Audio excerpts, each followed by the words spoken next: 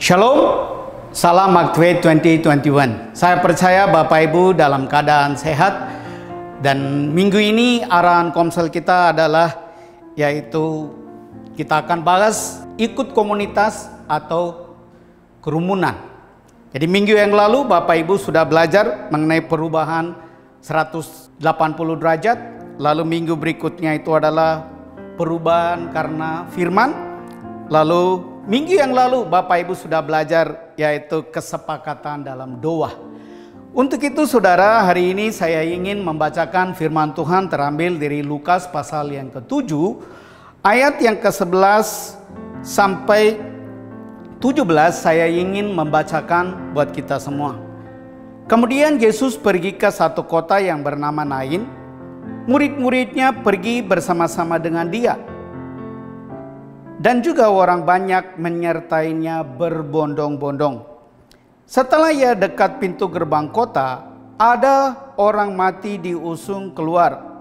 Anak laki-laki, anak tunggal ibunya yang sudah janda. Dan banyak orang dari kota itu menyertai janda itu. Dan ketika Tuhan melihat janda itu, tergeraklah hatinya oleh belas kasihan. Lalu ia berkata kepadanya, "Jangan menangis." Sambil menghampiri usungan itu, ia menyentuhnya. Dan sedang para pengusung berhenti, ia berkata, "Hei anak muda, aku berkata kepadamu, bangkitlah." Maka bangunlah orang itu dan duduk dan mulai berkata-kata dengan Yesus, menyerahkan kepada ibunya. Semua orang itu ketakutan dan mereka memuliakan Allah sambil berkata, "Seorang nabi besar telah muncul di tengah-tengah kita dan Allah telah melawat umatnya." Maka tersebarlah kabar tentang Yesus di seluruh Yudea dan seluruh daerah sekitarnya. Bapak Ibu saudara-saudara, minggu ini kita akan belajar yaitu satu hal yang sangat-sangat penting dalam kehidupan saudara maupun dalam kehidupan saya.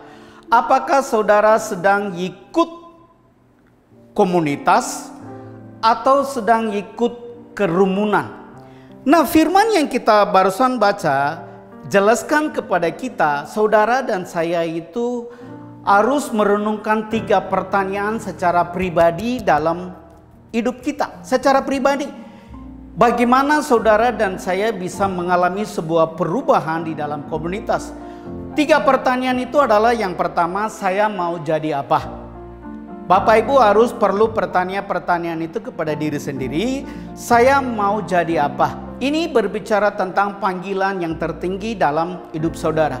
Tuhan panggil saudara dan saya supaya kita hidup di dalam panggilan. Untuk itu pertanyaan itu saudara perlu jawab secara pribadi. Saya mau jadi apa? Pertanyaan yang kedua adalah bagaimana kita mau diingat orang? Ini berbicara tentang yaitu purpose of life, yaitu tujuan hidup. Pada waktu saudara dan saya pulang ke rumah Bapa, bagaimana orang mau mengingat kita? Maka itu saudara, jangan pernah sia-siakan hidup yang Tuhan berikan kepada kita. Kita perlu saudara punya tujuan, purpose of life itu ada. Maka itu saudara, pertanyaan yang kedua secara pribadi perlu renungkan itu adalah bagaimana kita mau diingat orang. Dan yang ketiga, pertanyaan yang ketiga, siapa bersama saya pada waktu saudara dan saya berada dalam keterpurukan? Ketika saudara dan saya berada di dalam satu masalah atau dalam keterpurukan, siapa yang menemani? Pertanyaan yang ketiga itu perlu direnungkan buat kita semua. Oleh karena itu saudara, firman Tuhan yang barusan katakan begini saudara, yaitu Yesus pergi ke satu kota. Namanya saudara kota Nain. Saya berada di kota Nain itu hampir 6 kali. Nain artinya saudara menyenangkan.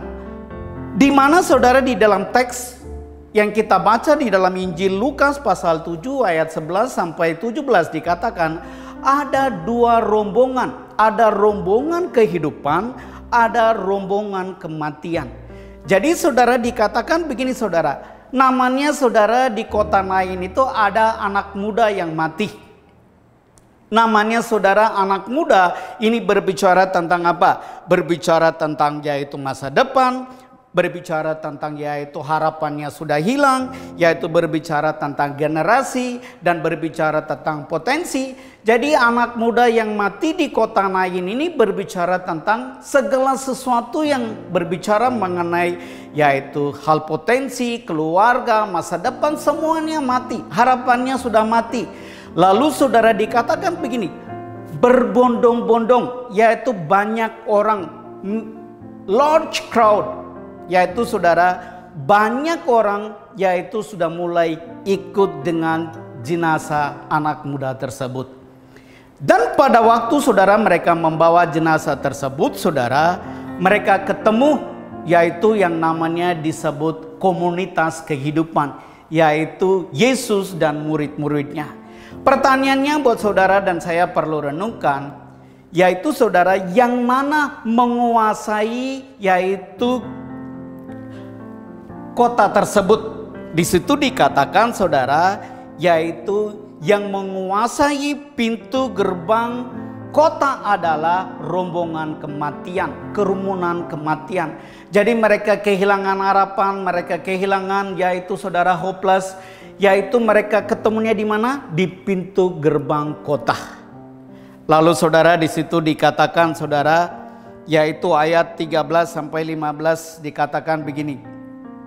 Dan ketika Tuhan melihat janda itu, tergeraklah hatinya oleh belas kasihan. Lalu ia berkata kepadanya, jangan menangis. Jadi nanti Bapak Ibu boleh baca 13 sampai 15. Yesus mendekati yaitu jenazah tersebut, dia menyentuh. Lalu dia berkata kepada anak muda, bangkitlah. Maka anak muda itu bangkit. Lalu anak muda tersebut itu saudara diserahkan kepada orang tuanya. Maka dikatakan di sini orang-orang yang ada di sekitarnya, mereka itu berkata, Allah telah melawat umatnya. Artinya Bapak Ibu Saudara-saudara, apa yang kita pelajari dari saudara pelajaran ini, sebuah pertanyaan yang perlu kita bertanya bersama-sama, yaitu apakah teman kita ini bagian dari dalam komunitas atau kerumunan? Saya ulang lagi pertanyaan ini. Satu pertanyaan untuk kita semua, apakah teman kita ini bagian dari komunitas atau kerumunan? Karena kita sedang hidup dengan saudara kerumunan orang banyak, entah itu di lingkungan kita, di kantor gereja, entah itu saudara dimanapun kita berada, kita ketemu banyak saudara kerumunan banyak orang. Tapi saudara, hari ini saya ingin berbicara supaya Bapak Ibu jangan salah pahami. Alkitab selalu memberikan sebuah arahan yang jelas buat saudara dan saya. Apakah saudara dan saya sedang ikut rombongan atau kerumunan kematian, atau saudara dan saya sedang ikut yaitu komunitas kehidupan, yaitu Yesus dan murid-muridnya. Bahasa Inggrisnya bagus banget saudara, yaitu the large crowd was went with them. Artinya banyak orang saudara mulai mengikuti jenazah tersebut.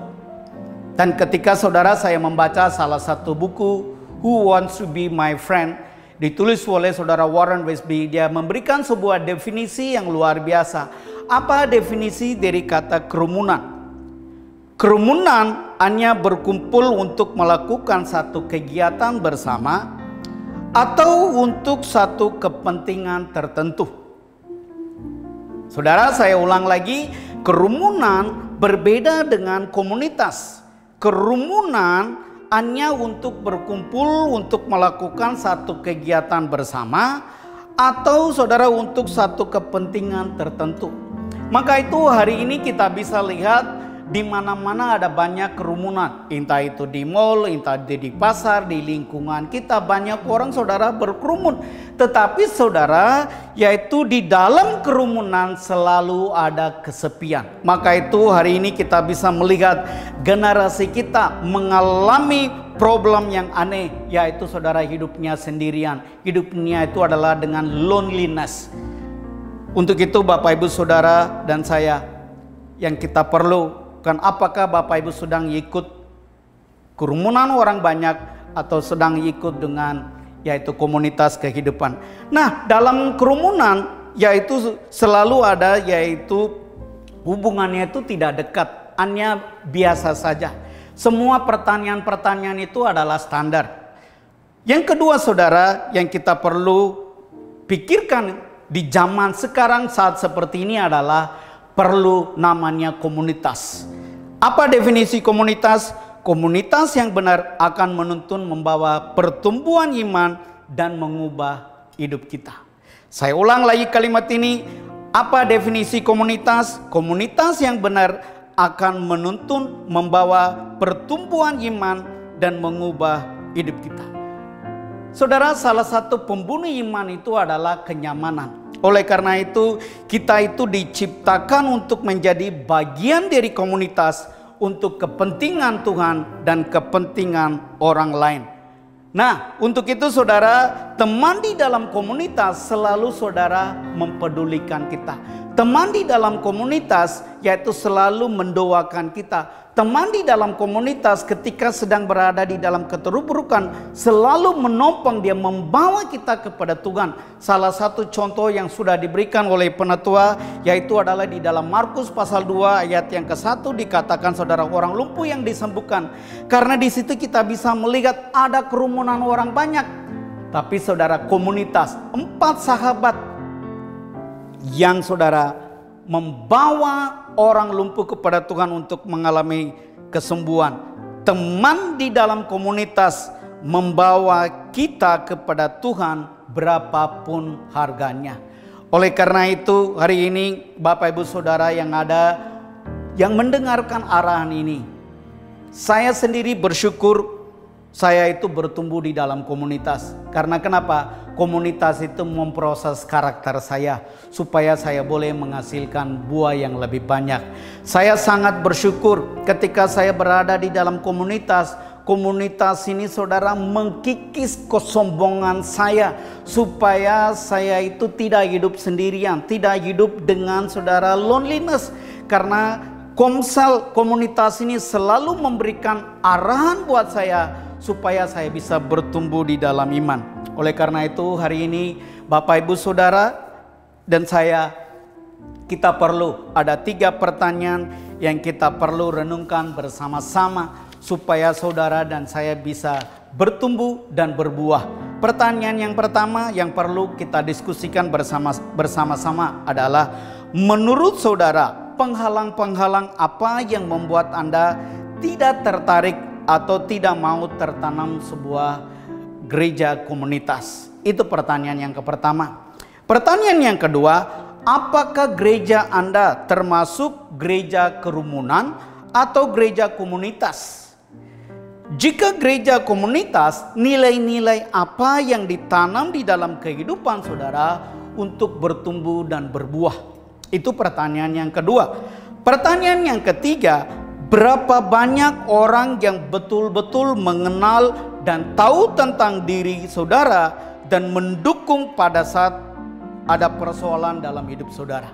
Jadi saya percaya 3 pertanyaan itu kita perlu bersama-sama kita diskusikan, dan saya berdoa kiranya firman ini menolong saudara, menolong saya untuk bertumbuh dan berbuah. Tuhan berkati kita semua.